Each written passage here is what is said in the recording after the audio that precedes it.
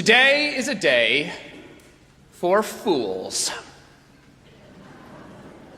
A day when we look a little foolish, risk a little ridicule, suffer some silliness.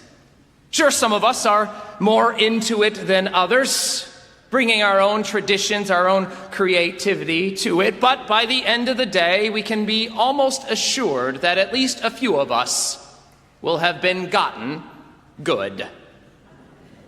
And others of us will still be ripe for the getting. That's right, friends. It's Easter. A day for fools, if ever there was one. A day when we put on our spring best and pretend like it's not really that cold. A day when we drag ourselves out of bed or have someone drag us. Sorry. Endure a sermon, sing some ancient hymns. It's a day in which we stare down death and are bold enough to proclaim victory. Where, O death, is thy victory? Where, O death, is thy sting? What could be more foolish? It's also April Fool's Day. If the right one don't get you, then the left one will.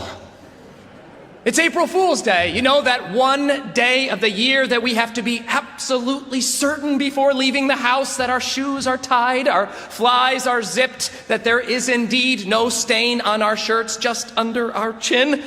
For if we fall for one of those tricks, if we're ensnared in one of those traps, if we buy into one of those hoaxes, there is a chance, nay, a probability that we may end up looking like a fool. And if there's one thing we can't stand, it's looking foolish. The challenge, of course, is that on a day like today, it's almost unavoidable. Easter and April Fool's Day, two for the price of one, the ridiculous and the sublime, though which is which we can't fully say. And the challenge for us is that by virtue of our presence this morning, we have kind of passed the point of no return. For most of the world, by our presence, we already look like fools. The good news is that today is a day for fools. And the truth is, as a people of faith, it makes sense that from time to time we feel a little foolish. That from time to time we sit and look around at all the trappings of religion and think to ourselves, what am I doing?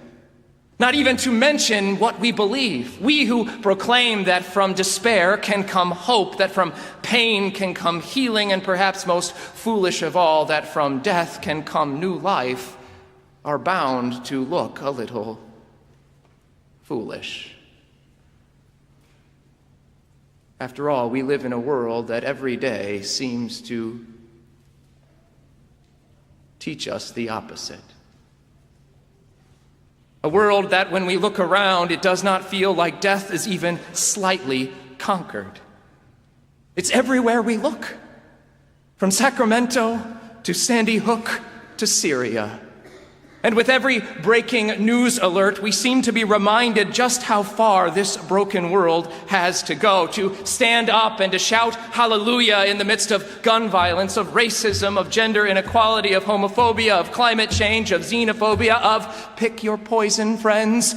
The brokenness of this world seems utterly foolish.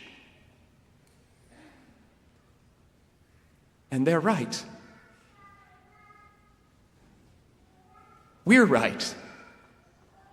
It is foolish.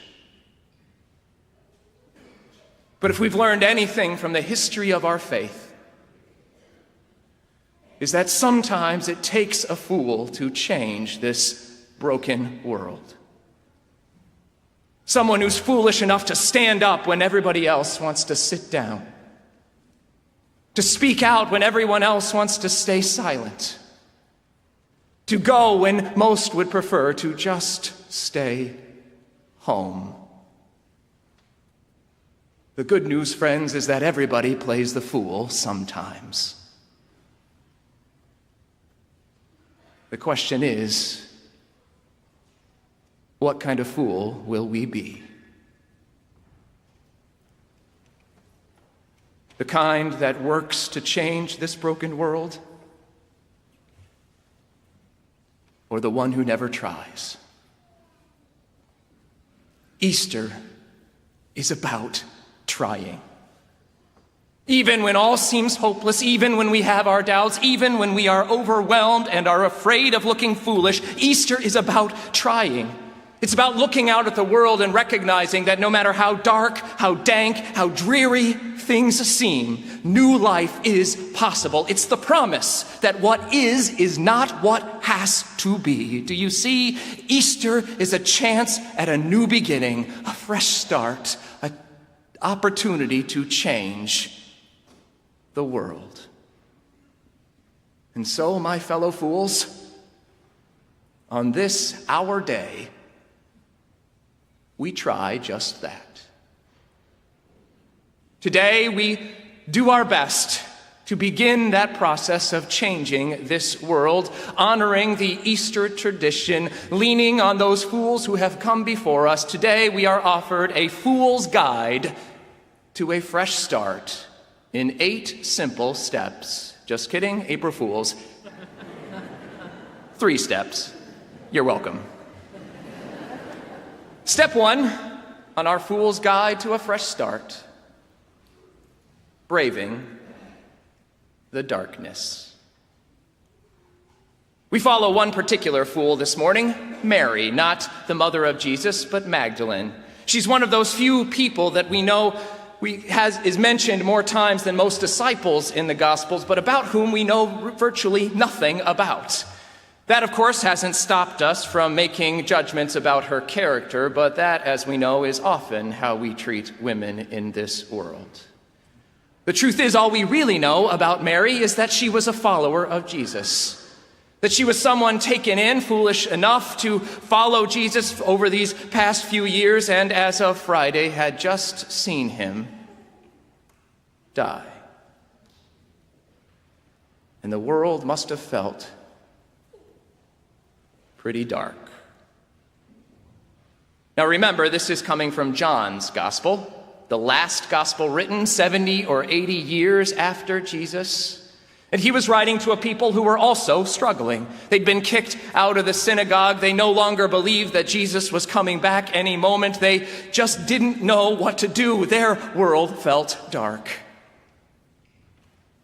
And here we are. Maybe some of us at a high moment in our lives, but undoubtedly some of us at a low. A moment when things feel a little dark. At least we're not alone. Maybe Mary can be our guide. You see, Mary arrives at the tomb while it's still dark. She goes while it's still dark. Every other gospel has multiple women. They bring ointments and oils. They come at daybreak when the light is starting to shine through, when they have some glimmer of hope on the horizon, but not Mary. Mary comes while it's still dark. It's an easy detail to miss, but maybe there's something in it for us. She comes while it's still dark. Maybe it's a reminder that sometimes, if we want to find our way out of the darkness, we can't wait for the light to start shining. We just have to move. At some point, as risky as it seems, we have to step out, not always knowing the direction, but move until we find the light. It worked for Mary. Maybe it will work for us. Which brings us to our second step on that journey, on the Fool's Guide to a Fresh Start: asking for help. Mary arrived at the tomb and found the stone rolled away. It was April Fool's, so maybe she shouldn't have been surprised. But she was. And she wasn't sure what to do. She had been making some progress in that journey through the dark and then encountered something she wasn't sure what to do with. Perhaps we've been there, and we all have our strategies for overcoming those obstacles. Some of us just put our heads down, keep going, trust that Siri will know the way. But Mary took the advice of John, not the gospel writer, but the beetle. We get by with a little help from our friends. When she was lost, she reached out for help. Maybe there's a lesson in that for us. That when we can't find our way in this world, maybe it helps to have other people who can just sit with us for a moment and help us understand our foolishness. And maybe we can find our way again. Now, if we don't have those people, then, friends, we know where to begin our journey. By finding them. And maybe, just maybe, we're not in such a bad place for that. The truth is, that's what a church is for. For all of our imperfections and challenges, we are a people who are here to help one another, fellow fools on the journey who will keep pointing one another towards life, to keep pointing each other in the direction of life, even when we feel like all is lost. We all could use it, couldn't we? The truth is, for as much as we pretend, none of us can do this alone. We may think we can, we may act like we can, but we can't. None of us can do this alone. Life is meant to be shared. Which means that we have to find people to share with, not through a screen, but face to face, eye to eye, soul to soul. The challenge is that people are people. And even those people we love will sometimes disappoint us. Mary found the disciples. She told them what she had seen, and they came running to find her. They ran, they raced to the tomb, they looked in, they saw that it was empty, they believed, and then they went home. They looked in, believed, and then went home. What they believed, we have no idea, but it wasn't enough to keep them there, because in the end, Mary was right where she started. Alone, facing the unknown, which brings us to our third and final step in this fool's guide to a fresh start. When all else fails and we feel alone, we have to turn and face the void. Mary stood outside of the tomb and wept. She just let go. Perhaps we've been there. Perhaps we are there. She just wept.